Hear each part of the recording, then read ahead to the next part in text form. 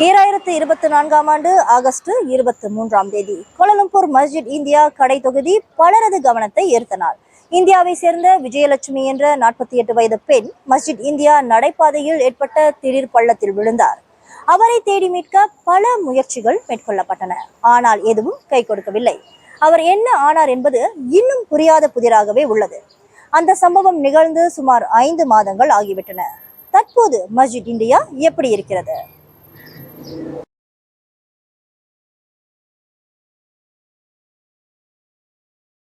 வியாபாரிகள் வழக்கமான நிலைக்கு வந்துருச்சு. 100% திரும்ப வந்துருச்சுன்னு சொல்லலாம்.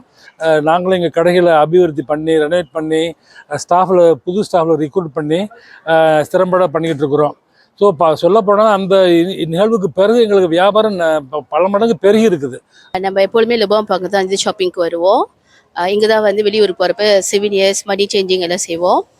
விஜயலட்சுமி அவங்க விழுந்ததுக்கு அப்புறம் இந்த இன்சிடென்ட்ஸ்க்கு அப்புறம் கொஞ்சம் பயமாக தான் இருந்துச்சு இங்கே வர்றதுக்கு. பட் நான் 2-3 தடவை இங்கே வந்துட்டேன். அந்த இடம்லாம் நல்லா ரெனோவேட் பண்ணி செஞ்சுருக்காங்க. ஸோ பயப்படுறதுக்கு எந்த ஒரு இதுவும் இல்லை. இங்கே நான் என்னை பொறுத்தவரை நான் கிட்டத்தட்ட 4 மணி நேரமாக இங்கே ஷாப்பிங் பண்ணிட்டு இருக்கேன். எந்த விதமான அச்ச உணர்வும் இல்லை. மக்கள் எப்பொழுதும் கூட நடந்து நல்ல முறையில் அவங்களுடைய வேலைகளை பார்த்து கொண்டு இருக்காங்க. கடைகள் அனைத்தும் திறந்து தான் இருக்கு. இப்பயும் எங்கள்கிட்ட சிறப்பாக ஜாமான் வாங்கிட்டு போய்கிட்டு இருக்காங்க. முதல் என் கஸ்டமருக்கும் சில பிரச்சனை இருந்துச்சு, தயக்கமாக இருந்தாங்க. இப்போ எல்லாருமே வராங்க, எந்த பிரச்சனையும் இல்லை. இப்போ பேக் டு நார்மல் ஆச்சு. எல்லா ஃபாரினரும் வராங்க, டூரிஸ்டும் வராங்க, எல்லாருமே வராங்க. ரொம்ப நல்லா இருக்கு. விஜயலட்சுமி விழுந்த இடம் கருப்பு நிற கற்களால் மூடப்பட்டுள்ளது.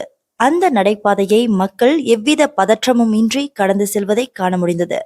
மஸ்ஜித் இந்தியா கடை தொகுதி முழுமையாக இயல்பு நிலைக்கு திரும்பி இருப்பதையும் உணர முடிகிறது. செய்திக்காக மஸ்ஜித் இந்தியாவிலிருந்து லோவிஷினா.